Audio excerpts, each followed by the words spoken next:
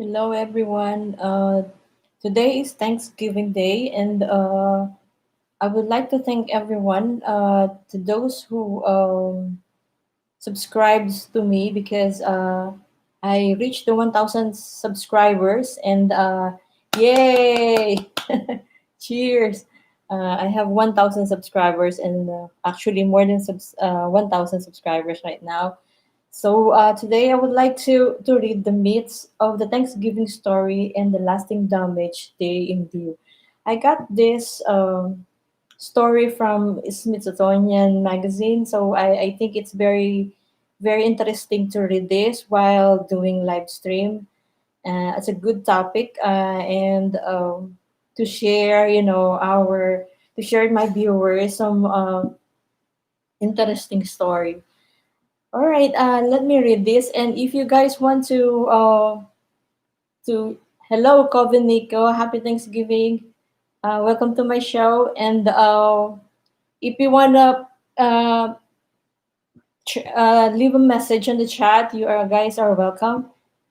All right, and I will get back to you and write down all your channel so that I can get back to you after the started reading. Okay. All right, the myths of the Thanksgiving story and the lasting damage they endure. In truth, massacres, disease, and American Indian tribal politics are what shaped the Pilgrim Indian Alliance at the root of the holiday.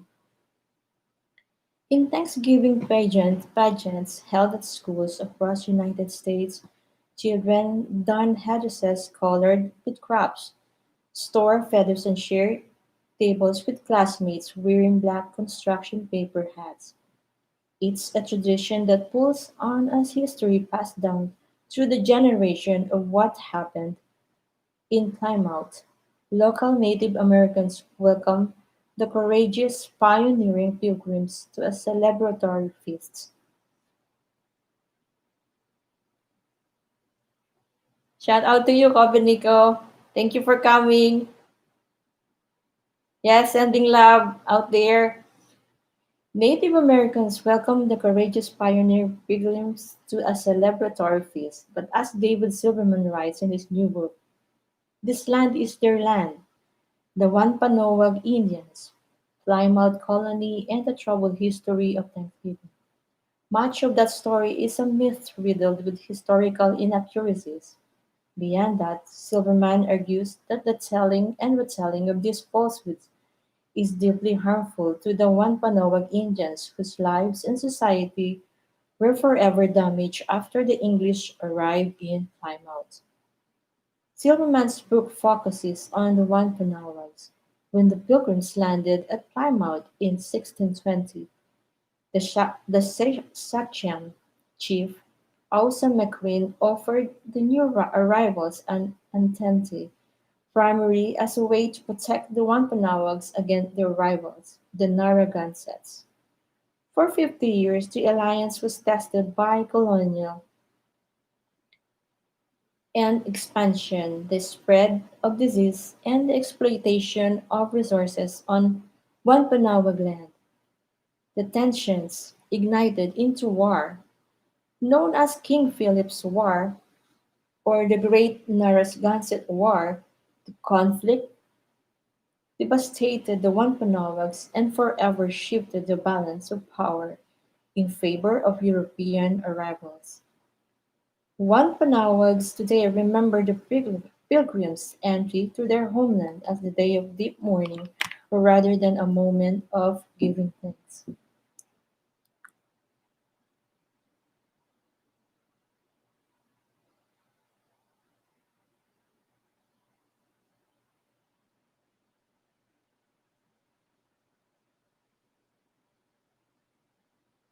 Sorry for the interruption. I'm just gonna fix something.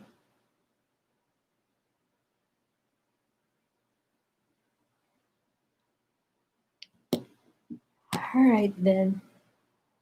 So I will continue my storytelling because I have to record this for my vlog. So thank you for coming, guys.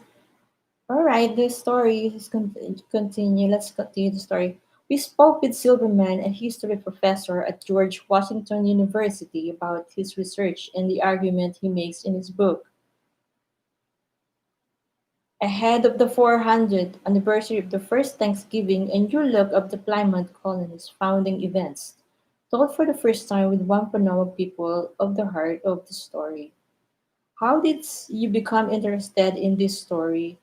I've had a great many conversations with Wampanoag people in which they talk about how burdensome Thanksgiving is for them, particularly for their kids.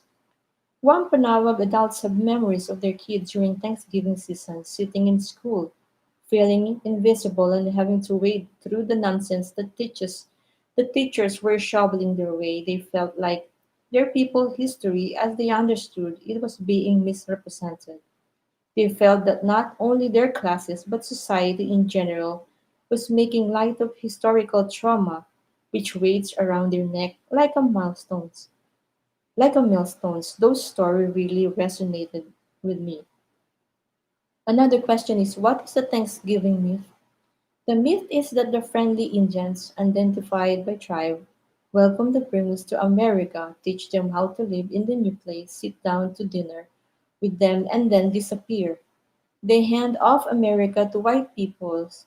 They can create a great nation dedicated to liberty, opportunity, and Christianity for the rest Fortunate Christianity for the rest of the world to profit. That's the story. It's about native people conceding to colonialism. It's bloodless and in many ways an extension of the ideology of a manifest destiny.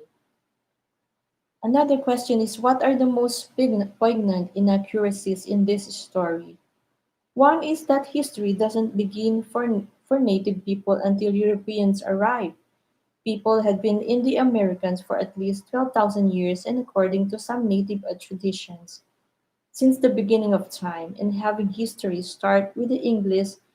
English is a way of dismissing all that. The second is the arrival of the Mayflower in some kind of first contact episode.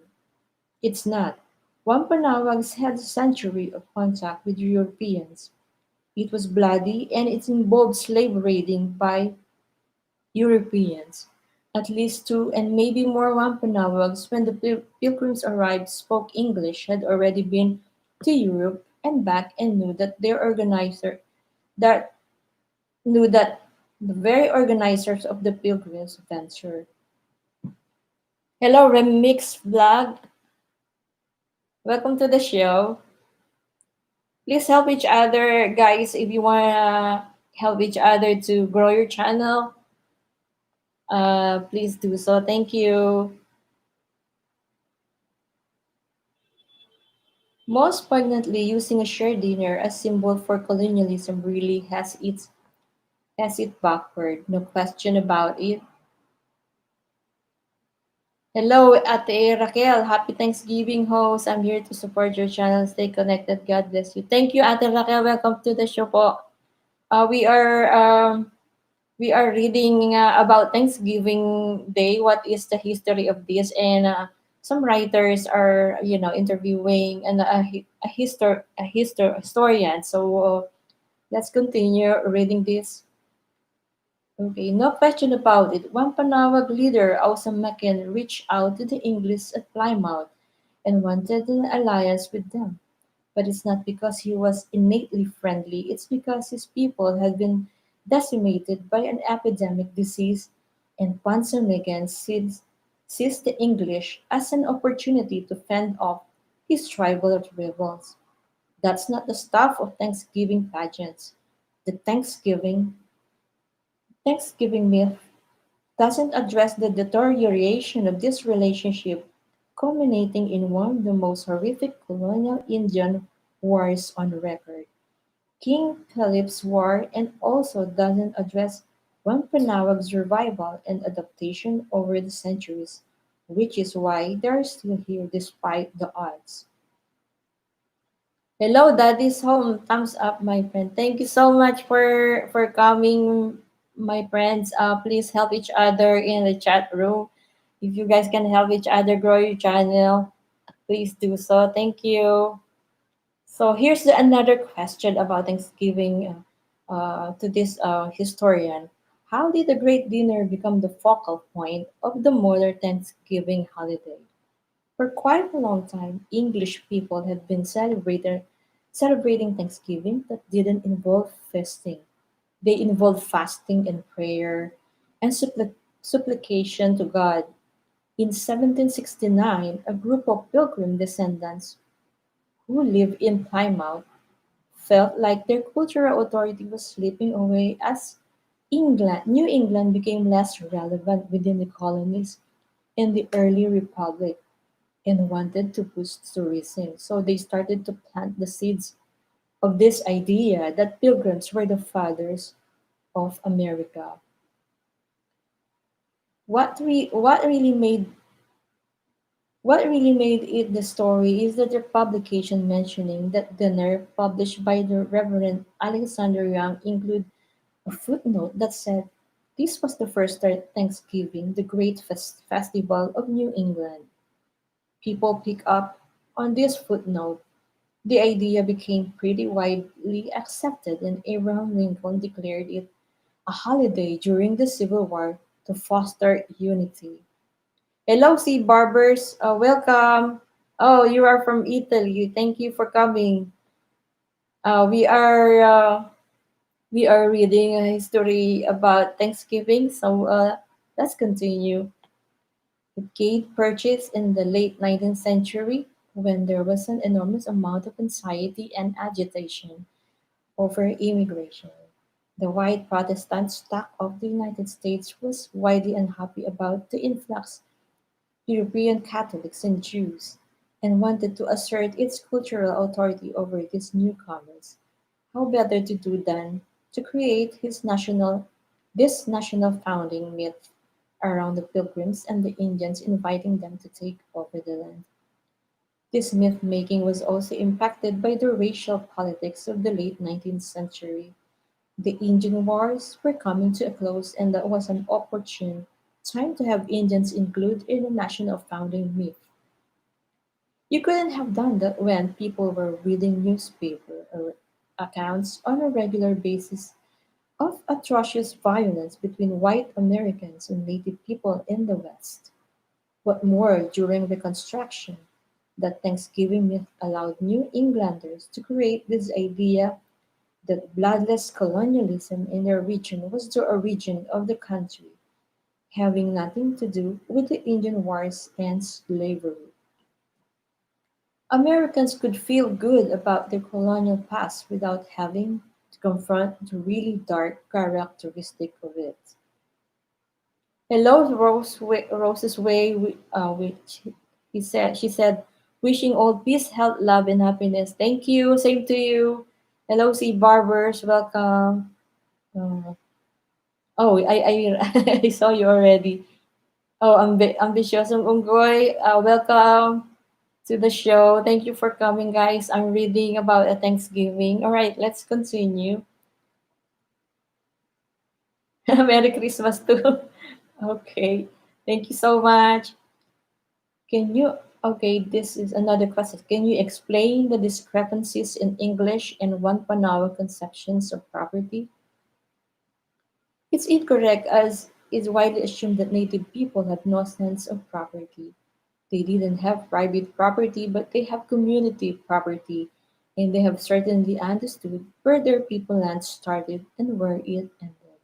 And so, when Europeans come to the Americans and they buy land from the Wampanoags initially assume the English are bullying into Ampawanag country, not that they're buying Wampanoag country out from under their feet. Imagine a flotilla of Wampanoag canoes crosses the Atlantic and goes to England, and then the Wampanoags buy land from the English there. Has that land now passed out of the jurisdiction of England and become the Wampanoags? No, that's ridiculous. But that's precisely what the English were assuming on this side of the Atlantic. Part of what Part of what King Philip's War was about is Wampanoag people saying, enough, you're not going to turn us into a landless, subjugated people.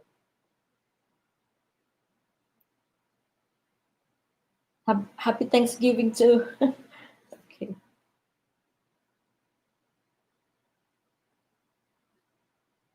all right, let's continue. From the very beginning, a sizable number of Wampanoag disagreed with Osamakyan's decision to reach out to the English and try to understand the alliance. Osamakyan puts down multiple plots to wipe out the colony and unseat him.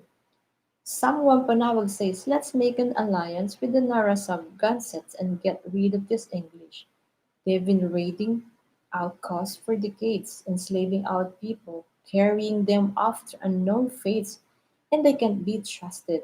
Some Wampanoags believed they caused epidemics, and there were prophecies that this would be the end of the people. When the English arrived, they entered the multilateral Indian political world in which the internal politics of the Wampanoag tribe and the intertribal politics of the Wampanoag tribe were paramount. To the degree the Wampanoags dealt with the English, it was to adjust to power dynamics of Indian country.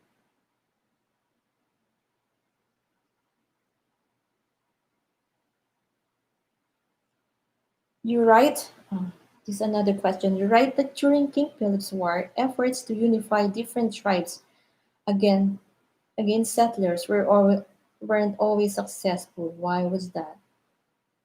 The politics of Indian country are more important to native people than their differences with colonies. There were no Indians when the English arrived. Native people didn't conceive of themselves as Indians. That's an identity that they have not to learn through their shared struggles with colleagues. And it takes a long time. They have been here for 12,000 plus years, and there are a lot of differences between them. Their focus is on their own people, not on the shared interests of Indians, and very often, what's in the best interest of their own people is cutting deals with colonial powers with an eye towards combating their native rivals. How does your telling of these events differ from the other existing scholarship?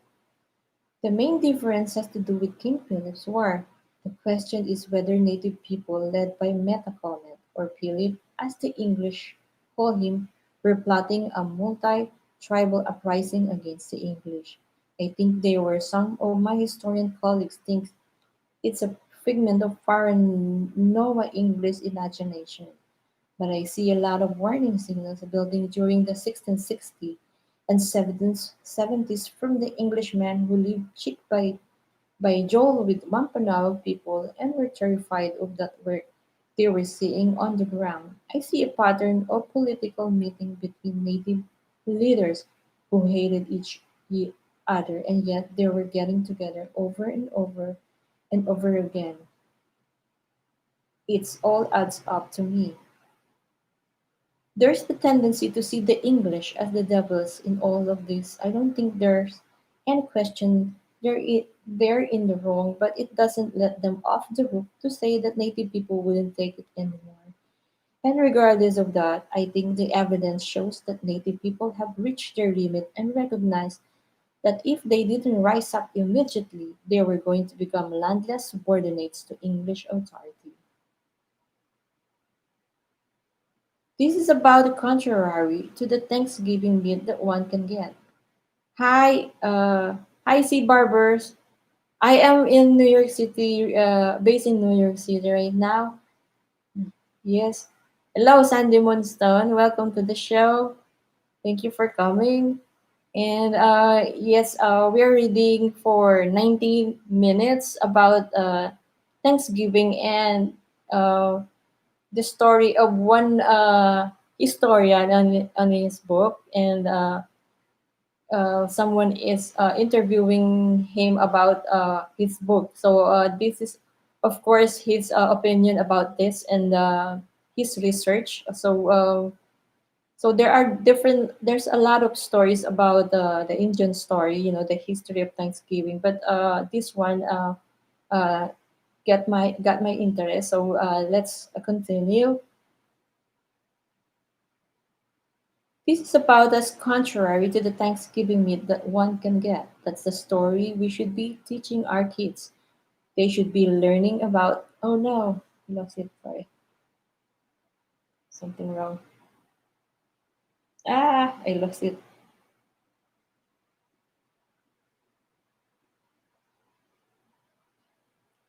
That's the story we should be teaching our kids. They should be learning about why Native people reached that point rather than this nonsense that Native people willingly handed over their country to the invaders. It does mad damage to how our Native countrymen and women feel as part of this country. It makes white Americans a lot less reflective about where their privilege comes from, and it makes us a lot less critical as a country when it comes to interrogating the rationales that leaders with Marshall to act aggressively against foreign others. If we are taught to cut through colonial rhetoric, we'll be better positioned to cut through the modern colonial imperial rhetoric. I was lost. I'm sorry, I lost it. Okay, did all Wampanoags want to enter into alliance with the English? From the very beginning, a sizable number of Wampanoags disagreed with Osamequan's decision to reach out to English and tried to undermine the alliance. Osamequan puts down multiple plots to wipe out the colony and unseat him. Some Wampanoag says, let's make an alliance with the Narragansets and get rid of this English. They'd been raiding out costs for decades, enslaving out people, carrying them off unknown to fate they can't be trusted. Some Wampanoags believed they caused epidemics, and there were prophecies that this would be the end of the people. So that's the story of this book. And of course, this is only one of the, I mean, idea or story of one historian, and there are so many different. And by the way, thank you so much, guys, for supporting. Again, I want to thank you again for supporting my channel. I reached the 1,000 subscribers. Yay! Thank you so much for all the support. Sandy Munso say, Thanksgiving we eat horseradish, masarap. Yes, I got a sore throat from eating that horseradish, and I cough like crazy in one Jewish dinner. So it's so funny because I'm not used to eat that horseradish. Yes, and matcha is okay. I can eat that. Some actually, yeah, I love. It's masarap though. The Knights Lovers, welcome. Tamsak po host, thank you so much. Ambitious Unggoy, finally I got the 1000K, right? So how's your channel, guys? I hope it's doing good. So let me write down all your names, guys, so that when I don't want to forget all your names, so that at least after this live stream I can get back to you. And of course, I have to pay my utang, right, guys?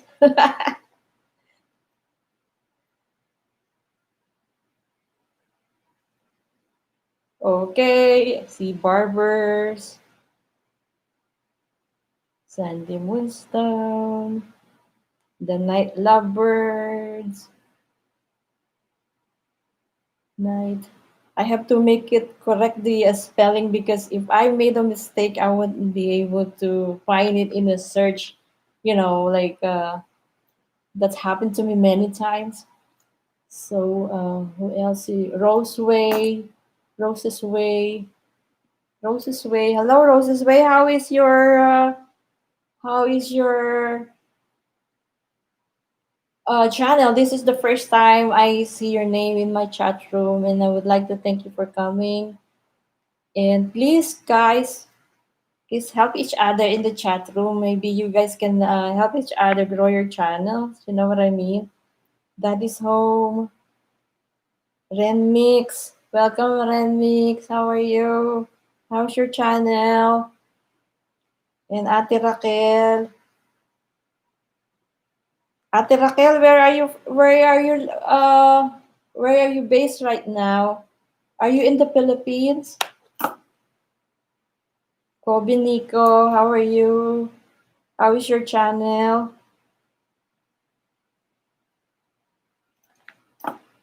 So, pwede po maglapagan. Sorry, I have to speak in Tagalog. So, yes, it took me like, it takes like I think more than 4 months before I reached the 1000K. So, every day I'm doing the YouTube, like introducing our channel to our other channels. So, it's really a hard work, but I'm happy doing it, to make friends with many YouTubers and also enjoying your channel, guys. And I thank you so much because without you people, I won't be able to reach the 1000K. So now I have to reach the 4000K, and I'm not rushing. And now at least I got the 1000K. I would be able to do the live stream outside. You know what I mean? Right now, I'm still using my laptop for live streaming. I don't know the difference if this is better than the live stream using my cell phone. So probably this week I will try to live stream outside, and maybe I would think a very good place to do the live streaming. And I think live streaming is helping creators to accumulate a lot of watch hours. And I noticed that in my analytic review that I'm gaining a lot of watch hours when I live stream.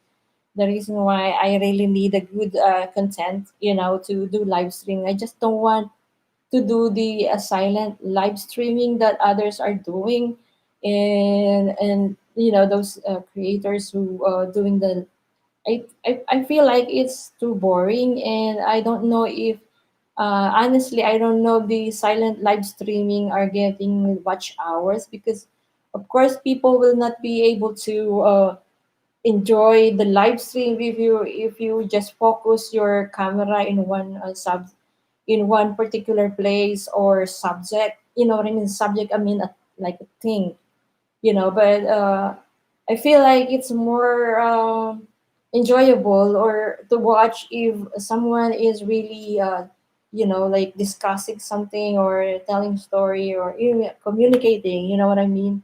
So this is what I'm doing right now, and so that I will get more views and more friends, and people will I can help people to help each other in the chat room too.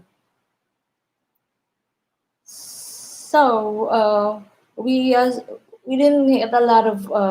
I didn't. We're not celebrating that much the Thanksgiving. We're just like it's just an ordinary day for us. And Steve doesn't have work today, and we just stay home. So, but before, for many years, husband. Steven is working, and I'm just staying home. So, Thanksgiving is not really a big thing for me, especially when I learned that Thanksgiving is not really has a very bad history. So for me, I think Thanksgiving is should be every day, that we should thank God for everything that we receive, every blessings that we receive every day, every little things. So that's my only opinion, and I don't want to be sound so religious, but that's me. You know what I mean? So I'm so grateful. I'm so thankful, guys, that you are supporting my channel right now. Thank you so much. Sandy Moonstone, I saw your channel is the subscriber seems like not moving that fast. I mean, I don't know why, but You've been there for 800 something for many weeks, right? Am I right?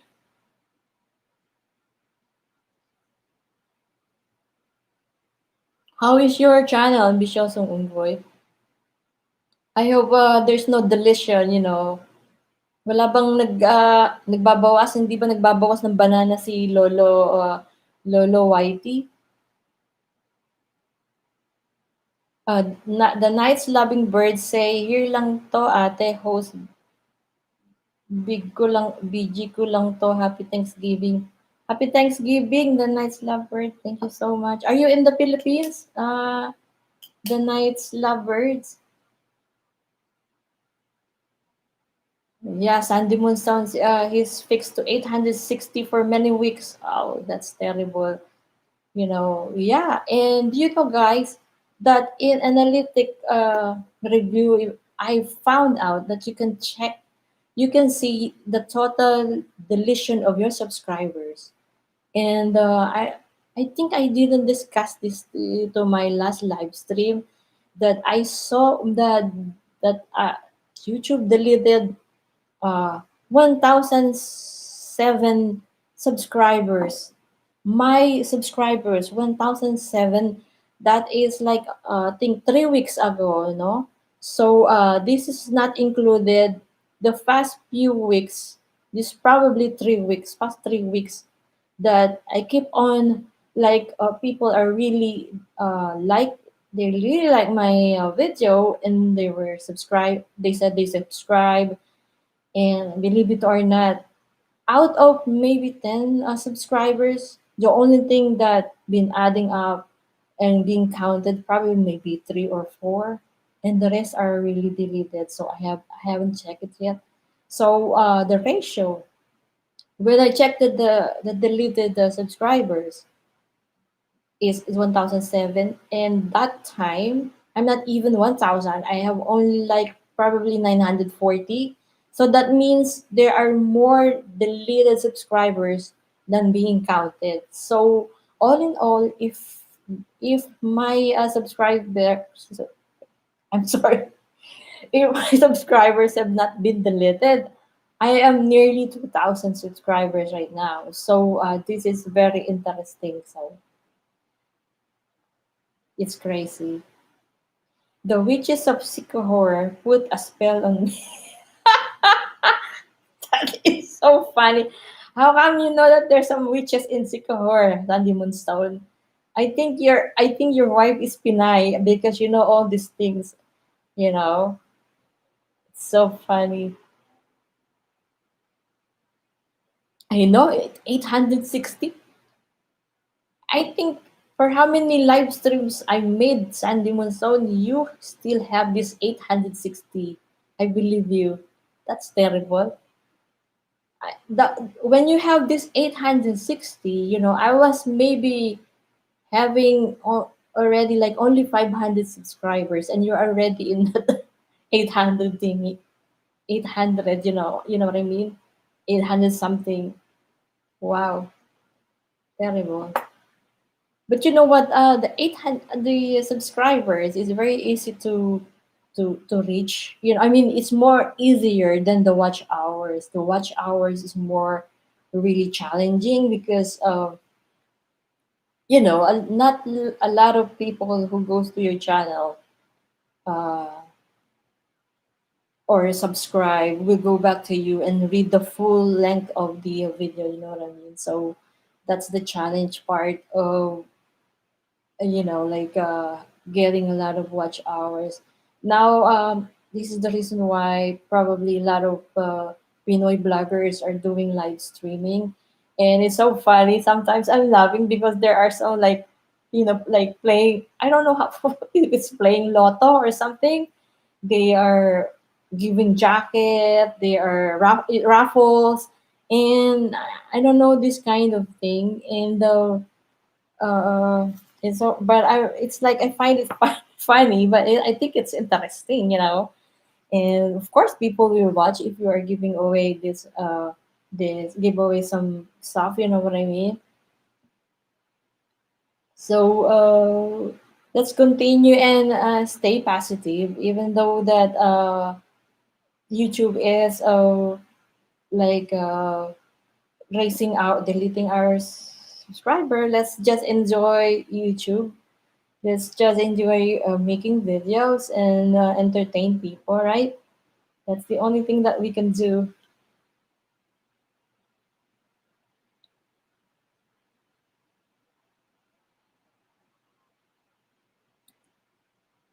So today, Thanksgiving. This is the Thanksgiving that is very interesting because we have a very good temperature. It's 62 degree right now.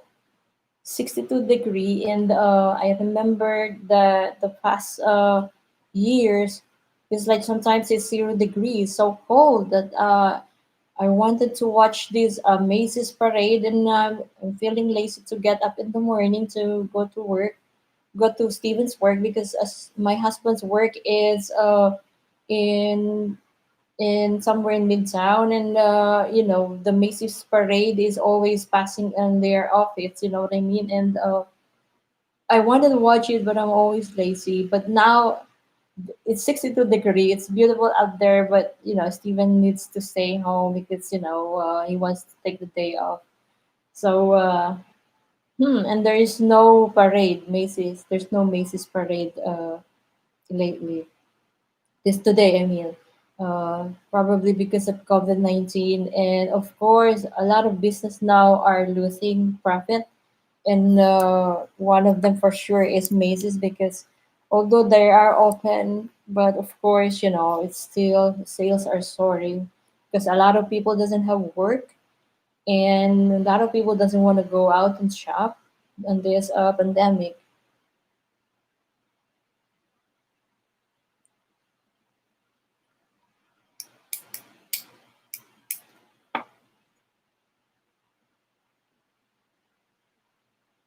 So, guys, I have a lot of friends here that maybe somehow you can support them. I want to shout out to these people who are like always present on my live stream. Their channel is Beeves Patterson, Yavagis Vlog, Retired Filipina. Oh, ate, this is retired Filipina. I think she told me like that she reached already like 1,000 subscribers, and her subscribers went back to, I think, like 400 or 500. I'm not sure the exact numbers, but and I don't know what happened that she lost a lot of subscribers, like most, I think more than half. It's the same, so that means, excuse me, it's not only the subscribers are losing, and watch out. Remember my last live stream, I mentioned my friend Ellen lost her watch hours, 1,700 watch hours, and that is awful. So it's Lolo. It depends on Lolo Whitey. It depends on the uh, August mood. If he's not in the mood, and he he can take your subscribers or your watch hours. But the thing is, I think is when they take your subscribers, automatically they will take your watch hours. That's the problem. But I'm not sure if the YouTube take out your watch hours. I don't know if they remove the subscribers. But in Ellen's case, I think her subscribers is intact. Even the watch hours was 1,700 was removed. So that's really interesting to learn. Ay, ay, ay. So this is the people that I would like to thank. Will Walk, Eric Lu as ASM, okay, Ambitiosong Boy, si Barber, Sandy Moonstone, The Night Lovers, Roseway, Daddy's Home, Remix, Ate Raquel, Golden Nico. Mommy Mimo is also one of my followers that always present in my videos and my live stream. Thank you so much. No Rulebook, Carmen Hawkins, Wang Channel, World Travel, Ahmed ALSL. Thank you so much, guys.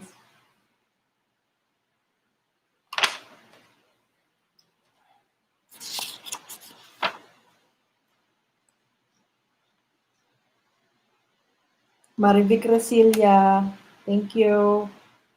Love Carbs Journey, Lourdes Maria Esquire, Ashley Walk of Life, LOL Giselle, Subliminal Radio. Oh, this Subliminal Radio, they you know, he has a very good channel. Daddy's Home is always present. Thank you.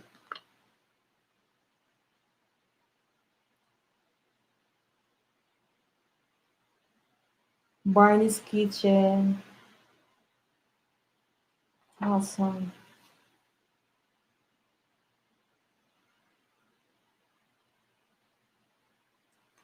So I'm trying to read the analytical review of my what you call this watch hours. So it looks like you cannot check it every day. You can only they only updated the watch hours in analytic review, like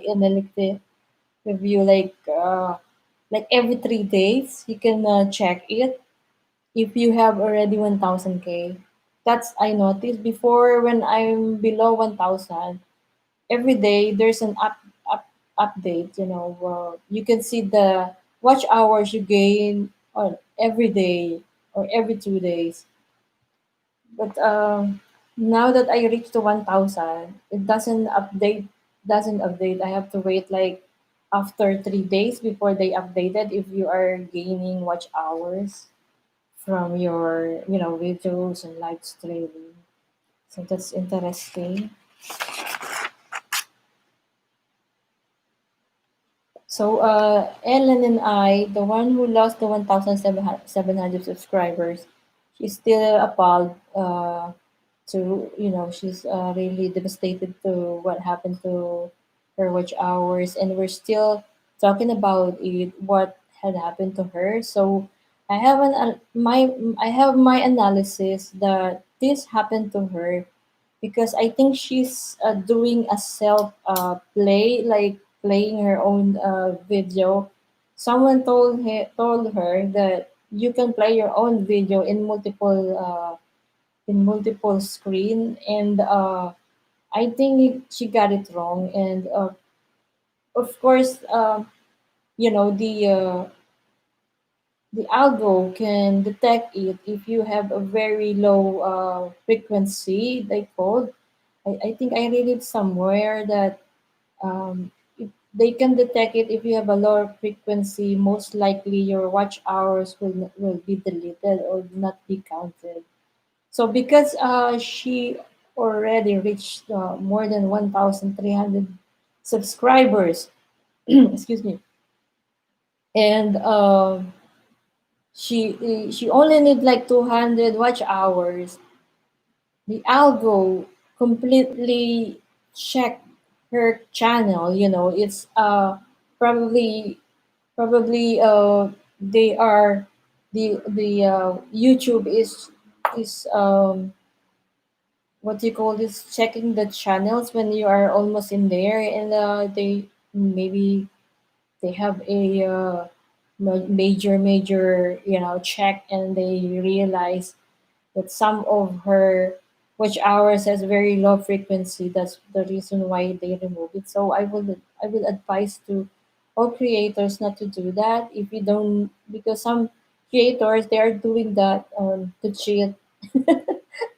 Because it's really, let's face it, so really difficult to get the watch hours. And Please don't do it because you're gonna mess up your watch hours, and eventually YouTube will take that out. That's my advice. Let's just make it clean. You know what I mean?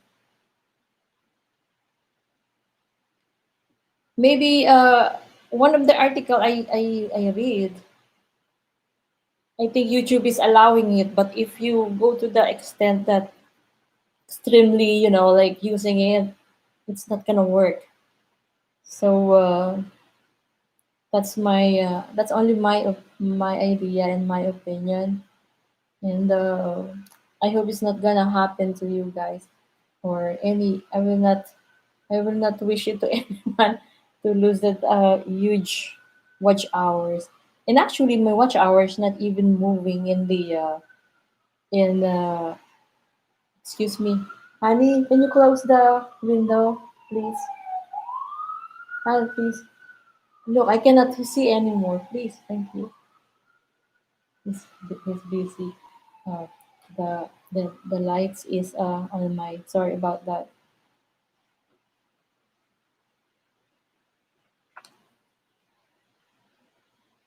Thank you so much. There you go, much better.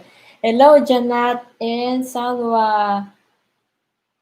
You are in USA, Janat. I'm in I'm based in New York City. How are you? How is your channel doing? I'm gonna write down your name so I can get back to you after the live stream. Please help yourself to check all these friends in the chat room. They have a very good videos and you'll enjoy it and probably can help them to grow your channel too. Very good to know. Hello, Zel Johnson. Welcome. Welcome to the live stream. A while ago, the first minutes of my live stream, I read something about the story of Thanksgiving, and sorry, I won't be able to read it again. But you're welcome to my channel, and let's chat for something like some important things about our channel. All right, let me write down Janet and Salwa. Zel Johnson.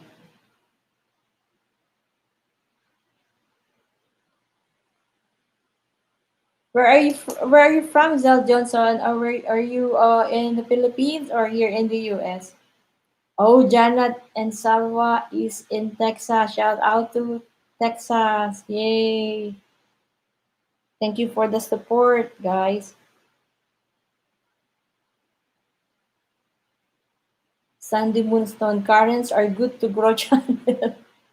I know my current video, Karen is the word for mean woman, like or racist woman. And yes, I got a lot of views in that video, and I wish I was able to um, video the first of that very bad situation, but I didn't get the chance. But at least at least it's okay. My videos is fine. You guys can check it. How the title is Pinay confronted Chan. Pinay confronted a Karen. I'm sorry. Janet and Silva say I uploaded new video. Please, friends, come to my home. Okay, guys, please support Janet and Salwa. Janet, they have also very good. These people in the chat room, they have very good videos. You can check it uh, and enjoy their videos. There will be more Karens. Yeah, I know. I think it's really a trending in YouTube. A lot of Karen videos are really getting a lot of attention in YouTube world.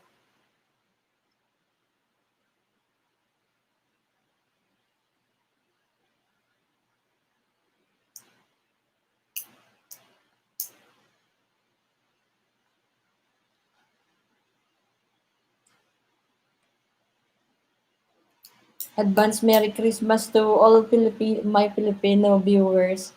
I hope we get in, we continue to get in touch with each other in YouTube, and you know, it's very good to stay connected with the same people. You know what I mean? I mean, if we don't give loyalty to our supporters, they will not come back to us anymore and watch our video. And that's why it's very good to stay connected, so that our friends will give us much more hours. When they watch our video, they'll support us, all the way. There you go. Good. Sandy Moonstone say, a Karen ran her car over my foot in the crosswalk. Oh my goodness. Oh, I watched that, Sandy Moonstone, the one that was yelling at you, and I thought, I saw her. She wants to hit you, or she hit you already. That's terrible. She's crazy, right? I'm sorry, but w- Sal Johnson. I think Sal Johnson is still here. Yes, I'm gonna check your channel, Sal Johnson, later. And it's also nice if you guys can comment on my one of my videos after our live stream, so that I can see your link. The problem sometimes when you have the same name, excuse me.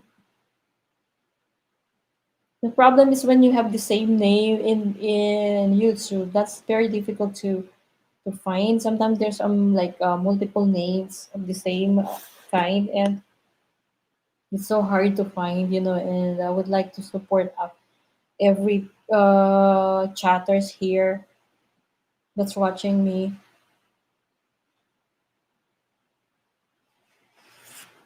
So how's your channels, guys? Yeah, no deletion is Lolo Whitey is not removing your bananas. I'm always losing bananas every day. I'm losing more bananas than gaining bananas. It's so I don't know if the YouTube will fix this glitch. I believe this is a glitch. This is not a normal thing. Do you believe that the 1,700 deleted subscribers are spammers? I don't think so, right?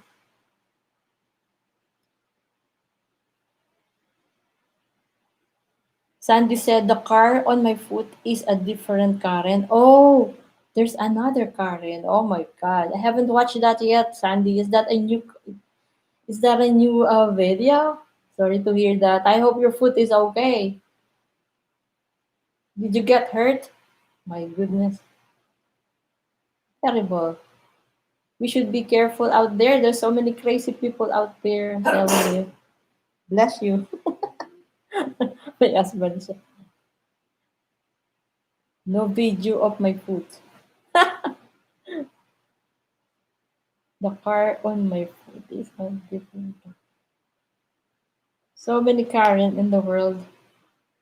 I think they call the guy, like the Karen version, George. Am I right? Am I right, Steven? They call it George. Yeah, I think I read something like they called mean guys George, something like that. I'm not sure.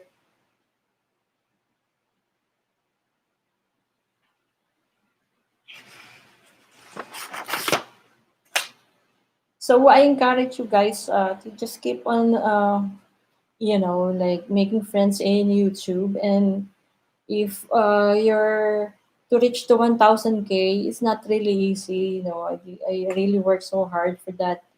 And eventually, you'll reach it. That's just enjoy it. You know. Oh, Karen and Ken. Yeah, yeah, you're right. You're right, Sandy, Karen and Ken. Rich guys are called Steve. That's not my husband, of course. We're not rich. We are not rich. Oh my goodness. We are not. We have a small apartment actually.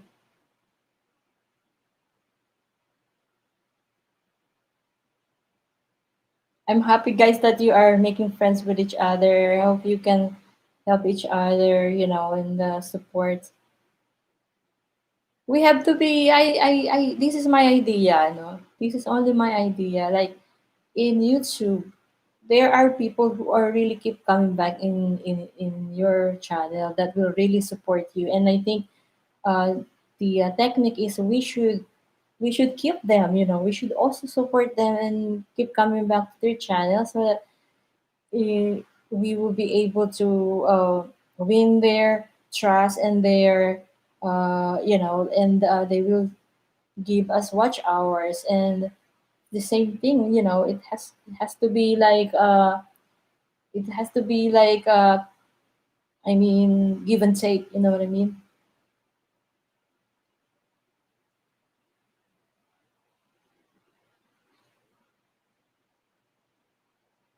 So I hope, guys, yeah, you watch my video, my latest video, my Christmas presentation. I forgot to make a video for like Thanksgiving video for I mean Thanksgiving in a way you're thinking that I reached the 1,000 because I know a lot of uh, creators are doing that. They're making a nice video thanking everyone for their support, blah blah. I think I have to do like that, but I'm still thinking what to do. I cannot. I don't still have the concept for that.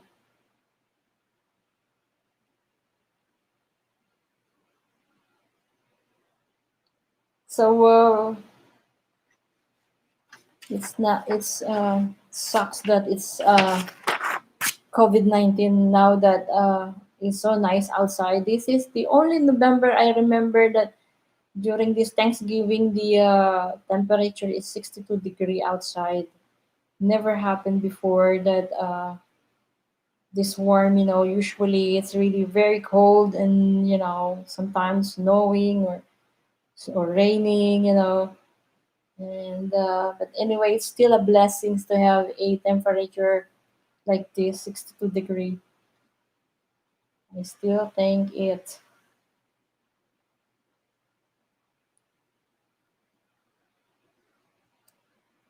I cut my hair short.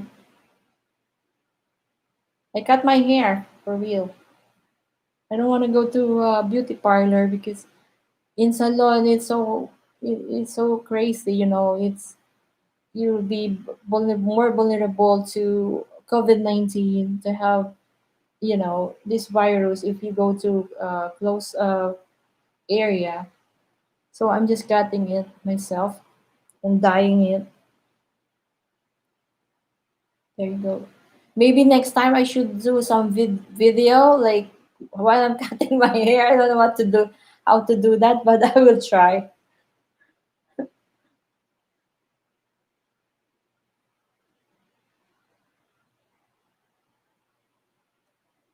Okay, I'm reaching the 58 minutes and 50 seconds. So I want to wrap it up. So I don't know if I have more. I think I have more. What you call this viewers right now. So let's read some interesting article about Thanksgiving. I think it's time for us to learn the history of Thanksgiving, like more story about it. I know that a lot of you knows about it, but it's nice to see different views about it.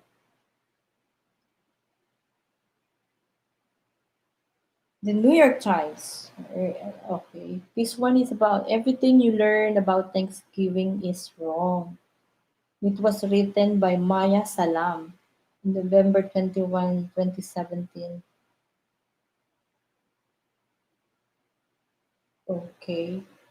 Not to rain on your Thanksgiving Day parade, but the story of the first Thanksgiving as most Americans have been taught it. The Pilgrims and Native Americans gathering together the famous feast of turkey is not exactly accurate.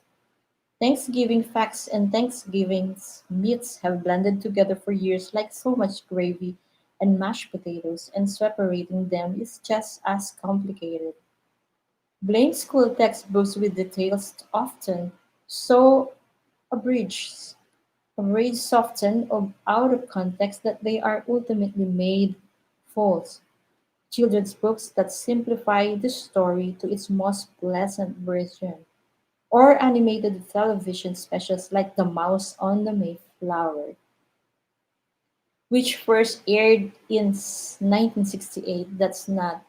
That not only misinformed a generation but also enforced a slew of cringe-worthy stereotypes.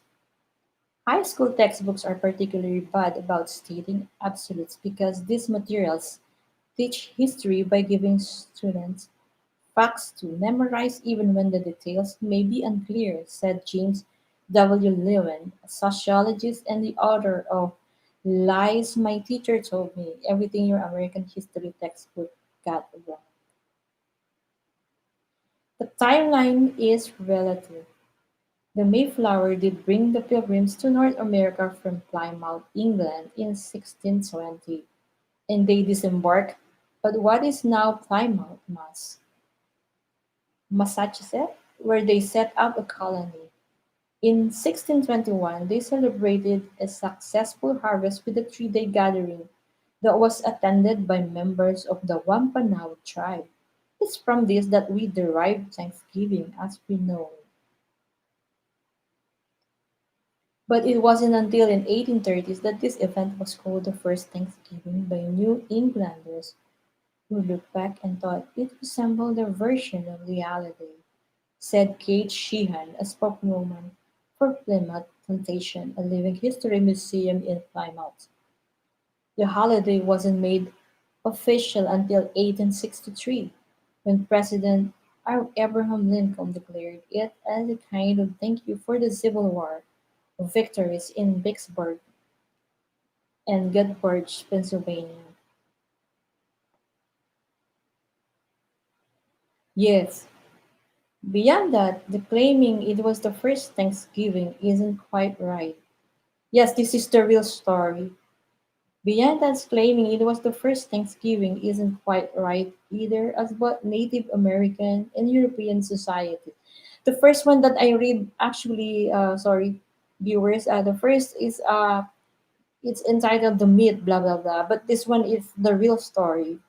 Okay, Native Americans and European societies had been holding festivals to celebrate successful harvest for centuries, Mr. Lewin said. A prevalent opposing viewpoint is that the first Thanksgiving stemmed from the massacre of Piqua people in 1637, a culmination of the Piqua War. While it is true that a day of Thanksgiving was noted in the Massachusetts Bay and the Plymouth colonies afterward, it is not accurate to say it was the basis for our modern Thanksgiving, Miss Sheehan said. And Plymouth, Mr. Levin noted, was already a village with clear fields and spring. Then the Pilgrims found it. A lovely place to settle, he said. Why was it available? Because every single native person who had been living there was a corpse. Plagues had wiped them out. Hi, Sea Barbers. Are you? Of course, Sea Barbers. Welcome back. It wasn't just about religious freedom. It's been thought that the Pilgrims came because they were seeking religious freedom. But that's not entirely true, Mr. Lewin said. The Pilgrims had religious freedom in Holland, where they first arrived in the early 17th century. Like those who settled Jamestown, Virginia in 1607, the Pilgrims came to North America to make money, Mr. Lewin said. They were also coming here in order to establish a religious theocracy, which they did, he said. That not that's not exactly the same as coming here for religious freedom. It's kind of coming here against religious freedom. Also, the Pilgrims never called themselves pilgrims, they were separatists, Mr. Lewin said. The term pilgrims didn't surface until around 1880. There's no evidence that native people were invited. Possibly the most common misconception is the Pilgrim extended an invitation to the Native Americans for helping them reap the harvest. The truth of how they all ended up feasting together is unknown. The English written record does not mention an invitation, and Wampanoag oral tradition does not seem to reach back to this event. Miss Sheehan said, "But there are reasons that the Wampanoag leader could have been there," she said, adding, "his people had been hunting on the other side of the brook from the colony. Another possibility is that after his harvest was gathered, he was making diplomatic calls. Is it true that the celebration was an exceptional cross-cultural moment with food, games, and prayer? The deadly conflicts that came after through created an undercurrent that is glossed over," Lewin said. "Still, we might as well take shards of fairness and idealism and so on, wherever we find them in our past and recognize that and give credit to them," he said. The role of Squanto is complicated. The Quantum, known as Squanto, did play a large role in helping the Pilgrims. As American children are taught, these people, the Patok said, a band of Wampanoag tribe, had lived on the site where the Pilgrims settled. When they arrived, he became a translator for them in diplomacy and trade with other native people, and showed them the most effective method for planting corn and best location to feast, Miss Sheehan said. That's unusual where the lesson ends, but that's just a fraction of his story. He was captured by the English in 1614 and later sold into slavery in Spain. Miss Sheehan said he spent several years in England, where he learned English. He returned to New England in 1619, only to find his entire Tuxet tribe dead from smallpox. He met the Pilgrims in March 1621. Wow. There's no evidence that turkey was served. There was no mention of turkey being at the 1621 bounty, and there was no pie. Settlers lacked butter and wheat flour for a crust, and they have no oven for baking. What is known is that the Pilgrims harvested crops and that the Wampanoag brought 5 deer. There are primary source writings about wild turkey being abundant in the area that fall, yet they do not specifically mention if they were at first Thanksgiving, said Tom Begley, executive assistant of Plymouth's plantation. Experts agree, though, that there was certainly some wild fowl, possibly goose, duck, or turkey, served along with the venison through by the native men, he said. As those are the only food items explicitly mentioned, however, there is no direct evidence proving that turkey was in fact served, he said. The menu may have also included cornmeal, pumpkin, succotash, and cranberries. There were no sweet potatoes in North America at the time.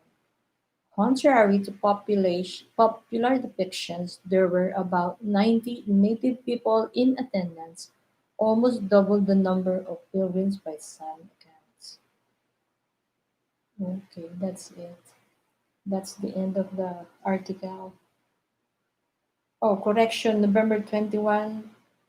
It says an earlier version of this article misspelled the name of Living History Museum in Plymouth, Massachusetts. It is Plymouth Plantation, not Plymouth. All right. Very interesting. So there are so many stories about Thanksgiving, and I believe that Thanksgiving is not the original Thanksgiving is not really a very good beginning for like the Indian, you know, the Indian tribes. That's very sad. All right, thanks, guys. I reached the 1 hour and 10 minutes, and thank you for coming. And I'm gonna sign off. And again, I reached the 1,000, and I'm very grateful for that. Thank you to all your support. Please help each other in the chat room. I hope you guys will be connected. All right.